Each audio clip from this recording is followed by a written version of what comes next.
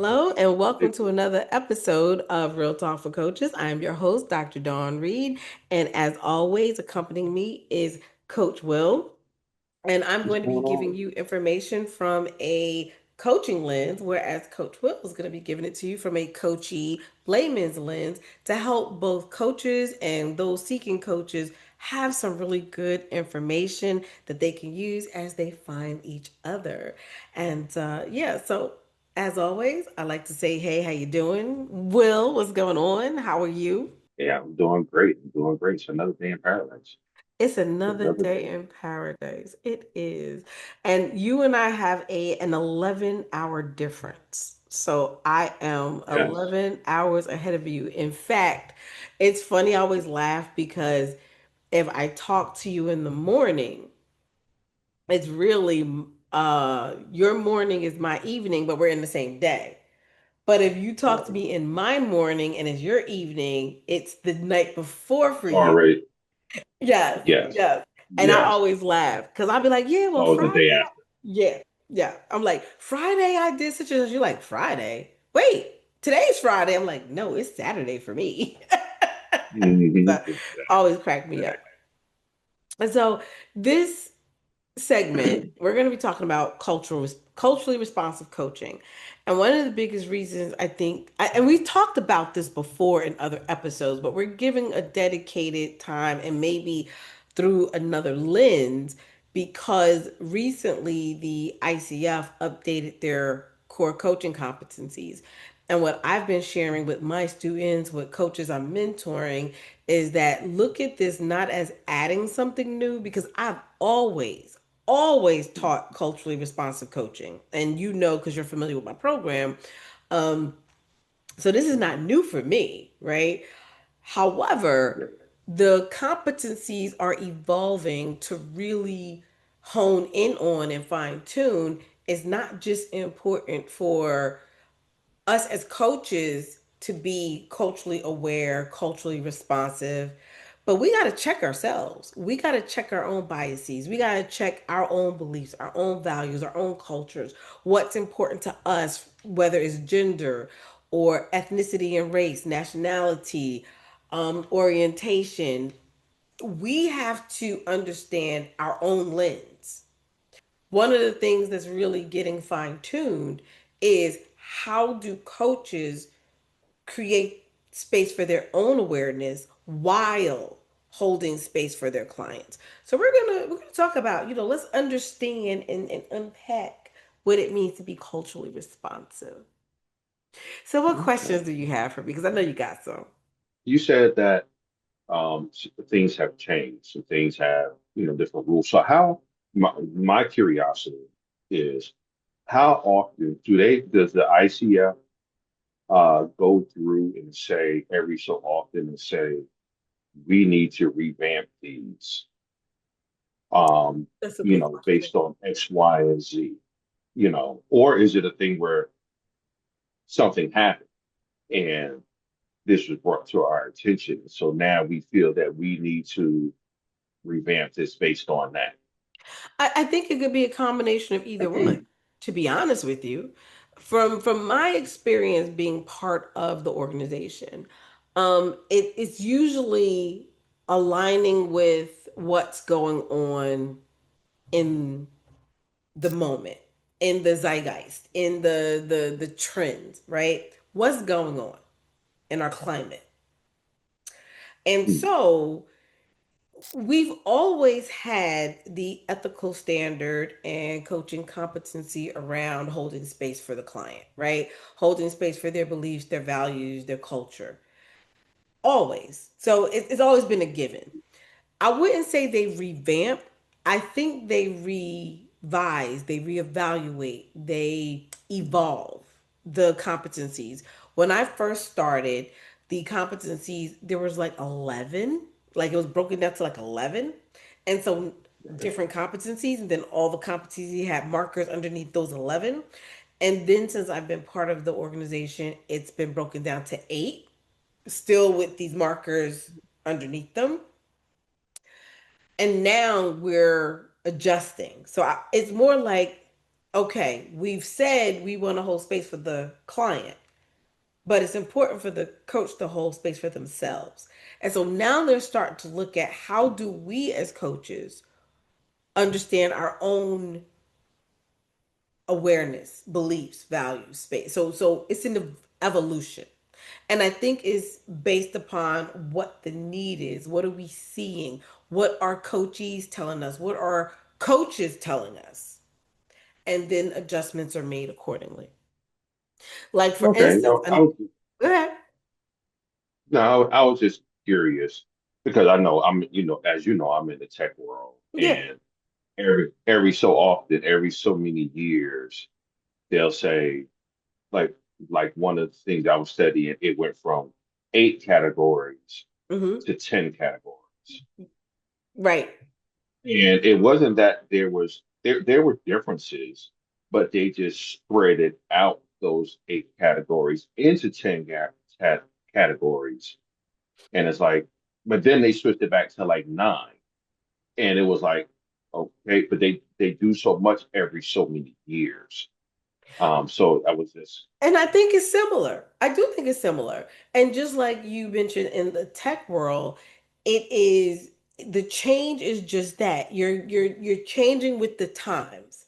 And I always say with coaching, coaching is not stagnant. Coaching is not um something that is static. Coaching is dynamic.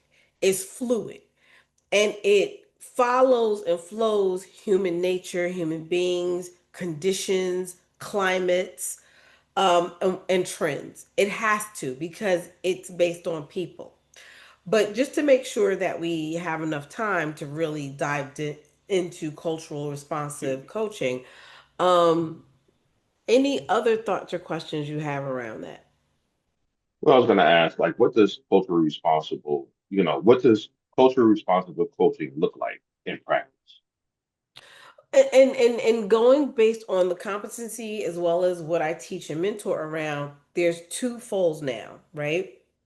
One, it looks like honoring what the client honors about their culture. So, for example, um, it's about being sensitive and understanding that culture can play a role in how you see yourself, how you see others, how you function, how you make decisions. Here's a perfect example. And I did get permission from this client to give a high level overview of their situation, still protecting their Right, privacy, but at least they said I could share their story. So, right, client Mexican American, right? Mexican American, born here. I want to be clear. I don't want nobody going after my clients. Born here. right, And the way she explained it was this. She grew up in a household that was very one patriarchal, very Catholic, very elder, right? And as an African American, Black people, African Americans, also Caribbeans have the same type of similar hierarchy where we're the elders. You do what we say do. You don't ask no questions. You follow my direction, and there's an authority and you never go against the authority. And so if you're younger and the younger you are, the more people are over you, that you just don't have a say, right? And I know that might sound crude for some people, but this is the experience of certain mm, people that we come in contact with. yes, And so now she's in this role of authority and the industry she work in is very male dominated. So she has to be assertive. And there are people that are older than her. Now, mind you, she is above them in rank as far as title, but they're older than her. So now she has a conflict because her culture yes, is you don't talk back to people that's older than you. You do what people who are older you say. And now she feels a conflict. Like, how do I manage someone that's older than me and I'm supposed to respect them? So, this is a direct conflict in her culture. yeah. She told to respect her elders, but she also has to manage them. How do you manage someone that you're supposed to not per se not? back talk is not the word I'm looking for, No, but but I mean, that's a perfect word. mhm, Exactly. Because she actually used that word. I'm not supposed to back talk my elders. And even though I know I'm not back talking, that's what it feels like. And she right, actually said right. that. So you hit it on the nose.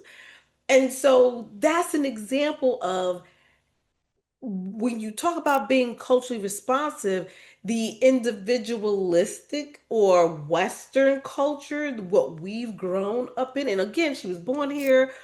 I think she's like a third generation, second or third, but you still have cultural components that still live in how you're raised, right?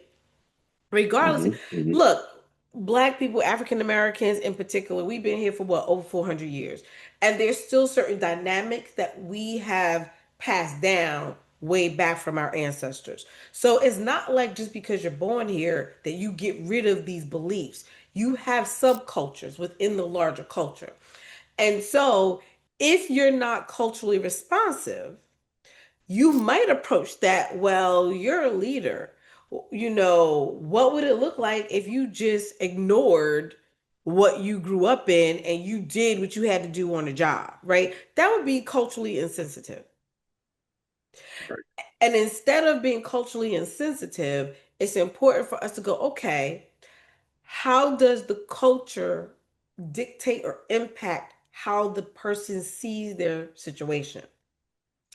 And so what I did was worked with the client to go, well, what's the difference between the family and the work environment? Okay.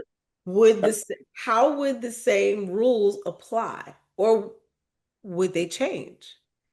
And so my goal was to help her see that you don't have to go against what your family told you. In this situation, you have a right. And I'm like, you're an employee, you're being paid, this is your title, this is your job. This is what you're paid to do. Exactly. Right. And so again, and she got it though. She on the money though. So through our sessions together, oh yeah, she rocked the house. Now she is like this amazing leader. She was always an amazing leader, but now she got over that fear of I need to tell somebody older what they need to do. And she was able to shift her mindset around this is different. This is not the same relationship. I'm not going to get in Hmm. trouble. I'm not going to get in trouble. Yeah, yeah. Right. And so that's kind of an example of how it could show up in the coaching session. Okay. Okay. And I'll just touch on that before we get there. It also could be a thing of a lot of times you always hear a lot of times it's not what you say, but it's how you say it. Yep. Yep. Because when you're saying something to somebody, they could take it, they be like, wait a minute, why are they talking to me like that? You know? Hmm. And she may also have to change the way, not exactly what she says, but how she says it to certain Hmm. people. So she doesn't come across as being disrespectful or things of that nature. Yes. And that was the other thing that we worked on too is language, right? And it was more from the lens that she brought to the session. It was more the timidness or the more passive voice in giving direction and giving feedback and talking with people, right? So it wasn't so much that she was being disrespectful in how she approached the situation. It was more she wasn't walking in her authority. Okay. And so she had to actually learn kind of the middle way. It's not so much that she's being bossy or dictative or authoritarian. It was more she was being too timid and too like shy about moving forward in the conversation. But again, this was culturally related. And so once we talked about what it looked like, you don't, how you give direction, it helped her a lot. Like it really did help her a lot. So brings me to my next question. And you're probably experiencing this firsthand, being you're in Thailand right now, and you're experiencing a different culture. How can coaches educate themselves about cultural differences? Learn, read, read, training. like, and me, I will be the first to say I'm an extremist. Like, I do things Hmm. very extreme. I really did want to understand the Asian culture. And this is just one stop in my journey. Like, I'm going to go to Right. various different Asian countries and areas because I want to learn firsthand. Don't necessarily say everybody got to do it that way. This is just a me thing. But what I'm Hmm. saying to this is you as a coach need to develop in that area. If you know that you're going to cater to multi-ethnic, multinational groups, then you need to learn about those groups. And one of the things that I think has been such a great experience for me is that when I know I have a client that I've never coached that particular culture before, I absolutely start reading up on them. I absolutely start trying to understand what are key cultural values, what could be some ways that they are brought up in their culture that connects to their identity, their belief system, their values, their religious aspects, and all that good stuff. I start to read up on them. And so as I'm coaching, and it's funny because I'll ask this question, I'll ask questions like, so I'm just curious, it may or may not apply. However, how do you feel your culture plays a role in how Right. you're approaching whatever it is? I Okay. love this question. And I'm gonna tell you why I love this question because they actually feel relieved because a lot of people don't want to talk about their culture because they Hmm. don't want to say, like, they don't want to feel vulnerable, I guess, or there's something tied to, well, maybe it's not, this is business, this is professional, maybe I don't need to talk about culture. But I'll always ask, how does this define or dictate how you're behaving right now? You should see the relief. I'm glad you said that. I didn't know if I could talk about that. But then they tell me. And I'm like, right? And so that gives me information as a coach in order to help them optimize their full potential so that they can see clearly how these nuances impact the way they're behaving, the way they're speaking and Right. communicating, and their goals, how they're approaching their goals. So I said a lot, I know. But yes, you would be surprised if a coach just simply asks, how is it related to this? The relief that the person get. Now, don't get me wrong. I've had a handful, very small handful of clients who'll say, I don't think it's relevant. Okay, we keep it moving. But I always hold space just in case.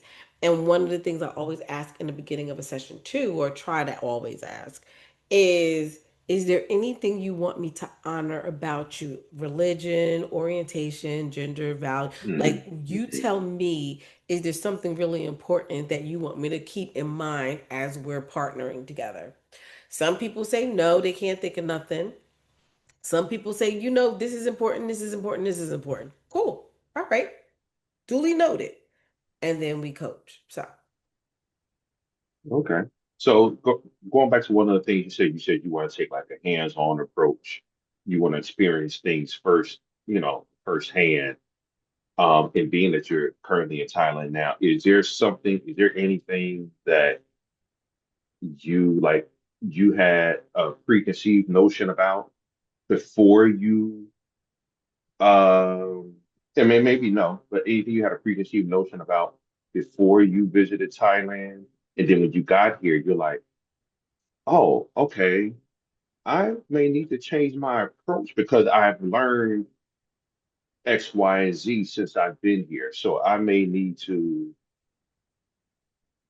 change my approach when coaching this, or this has given me some kind of insight to coaching, because I have now experienced this.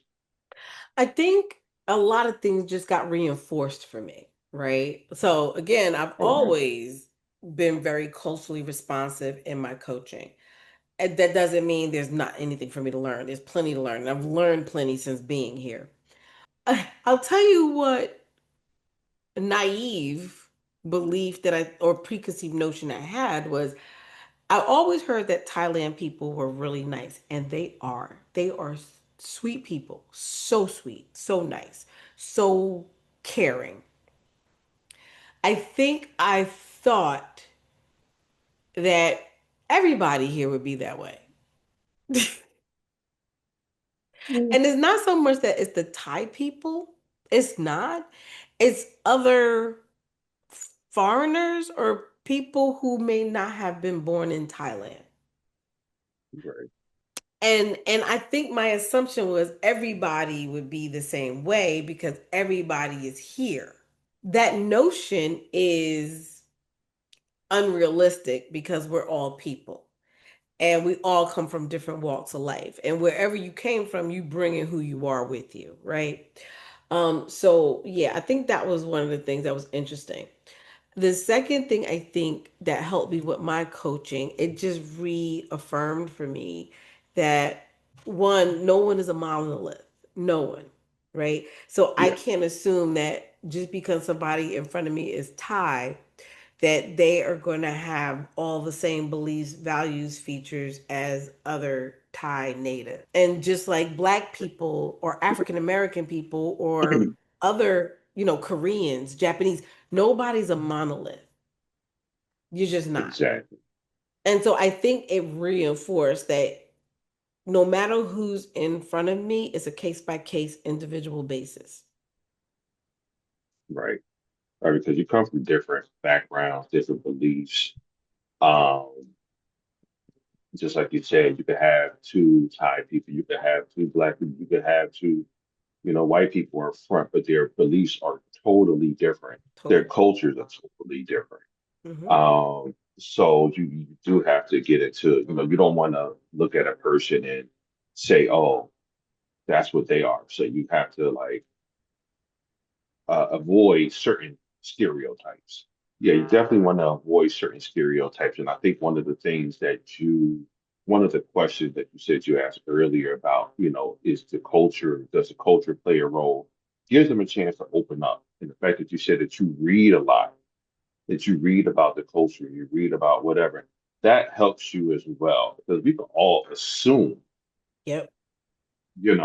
X, Y, and Z, but you don't want to assume, especially not in a business such as this where you're trying to help people. You know, Exactly.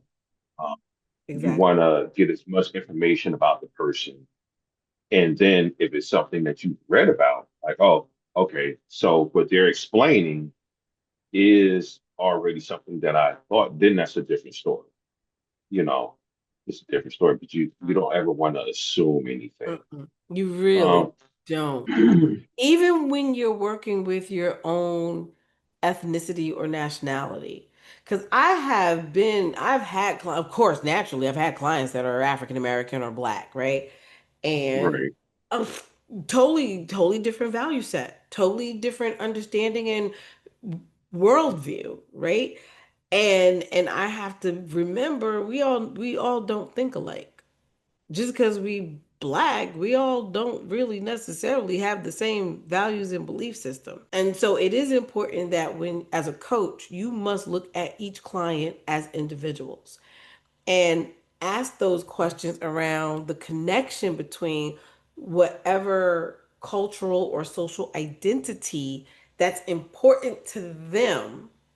How does that show up and play a role in their coaching outcomes? Hmm. And Hmm. remembering not to pass judgment and to check your own biases. And I think that's the other part. It is one thing to be responsive to our clients, but we have to do our part within ourselves. Like, what are my biases? And I'm gonna be really honest. And I love my Gen Zers. I love my millennials. Okay, and I have quite a few clients that are in that age group. But I'm not gonna lie and say I really gotta work very diligently and frequently on checking my own biases from a generational perspective because I'm a diehard Gen Xer. I'm a Gen Xer through and Yeah. through. Yeah. And Yeah. We both are. Yes, we yes, both we are. are. Yes, we are. And it's sometimes I look at the younger generations in particular, and I be like, what? So I have to say, look, I'm keeping it honest. My clients know me. My clients know I love them. I do. I care a lot about my clients, and I do not judge them. But I'm honest when I go. I always say, look, I'm a Gen Xer. I may not understand it from your lens, and so I'm always vulnerable and honest with them and say, if you feel like that I'm lacking understanding, please feel free to help correct me because there are certain beliefs that are kind of hardwired for me as a Gen Xer. So I own it and I'm upfront with my clients and I give them permission and space to let me know when something's not working or I'm missing the mark because my lens didn't shift and it happens. And believe it or not, I think, and it's weird when I think about it, I struggle more with the generational differences than I do with any other type of cultural or social identity. I really do. But it is something about my younger generations. Sometimes I want to go, but I love them. I love them. I learned a lot from them, but I'm being honest. And because I'm aware, that is like I know when I'm about to have a Gen Xer or millennial, I do a lot of work on me before I have my session because I want to make sure that I come in there open, honest, ready to work with them, ready to hear them, not my dishes, not my sink attitude. Like it's about them. And I have to make sure that I don't let my biases get in the way. Okay. No, we gotta wrap So, up. I know we're about to gotta wrap up. I tell you, these things go by too quickly. But tell me your last final questions. I'm curious to know what else you got for me. well, no, I was just gonna say like one of the things also that as far as the cultural differences and things of that nature, that it's a two-way street. It is. Not only does the when you or we as a coach need to be culturally responsible to that person, like pay attention to what they're doing. The person who's looking for the coach needs to also have a checklist of what they want and realize when they're talking to someone like, okay, you know what, this I may need to change it because they have power as well Of to course. change, and while they may not, they be like, yeah, well, this person is not they're not respecting me or my culture. They have the right to say, you know what, okay, I'm going to move on Yep. to someone else Yep. because of that. Yep. And I think a lot of times people may not realize that they have that choice. So that's one thing I just wanted to say. I think that's an excellent point to make and a great closing comment because as the coachee, you can ask questions, have you coached someone with my culture, my gender, my orientation? How do Mhm. you feel about that? What are your values? What are your beliefs, right? I think it's important for you to ask that because you want rapport with your coach. You want to be able to know that that coach respects who you are as a whole person. Not just, oh, you coming for career coaching. Oh, you're coming for leadership coaching. Oh, it's because the leader you are can be influenced by the culture that you grew up in. Right. And people don't realize that. They don't want to realize that. And I'm not here to tell anybody what they should believe, but I know me personally, and maybe it's the psychology hat that I also have as well. I know wholeheartedly religion, gender, culture, national, all of that stuff can impact how you feel, how you see Mhm. the Mhm. world, how you navigate peers, coworkers, leaders, yourself in those conditions. And like I said, I've had clients where their culture definitely, which I just shared earlier, becomes an impact Right. for them. And so coaches should be very mindful of that. But to your point, and I think it's a great statement, as a client, you have the power to decide who you want to coach with. And if that coach does not value you in your totality, you have the right to go somewhere else. As always, we have fun talking. How'd you feel about this topic, good sir? Yeah, I felt good about it, you know. I think we covered a lot in a short amount of time. No. Okay. I'm doing Kyla. I don't want Kyla to beat me up. Kyla's my video editor. I don't want her to beat me up because I know she'd be like, "It's too long. It's too long." I'm like, "I'm sorry. I'm sorry. We're trying to keep it to 30 minutes. We really are." All right, good sir. Well, until later, for those who are interested in developing their cultural responsiveness, I do have classes starting this month and next month. So make sure you sign up for them. Or if you want one-on-one, we could do coach mentoring and we can develop this core competency to help you be much more culturally responsive with your clients. And so please feel free to connect with me. Uh, you can follow both myself and Coach Will on social media. We are on TikTok, we're on Facebook, Instagram, LinkedIn. We're just so many places. So feel free to follow And us. readready.com. Oh, thank you. And readready.com. Visit readready.com. And I am Hmm. happy to help you as a coach, or even if you are a coachee, explore this topic further for your personal or professional life. All right, you guys, take care until the next episode.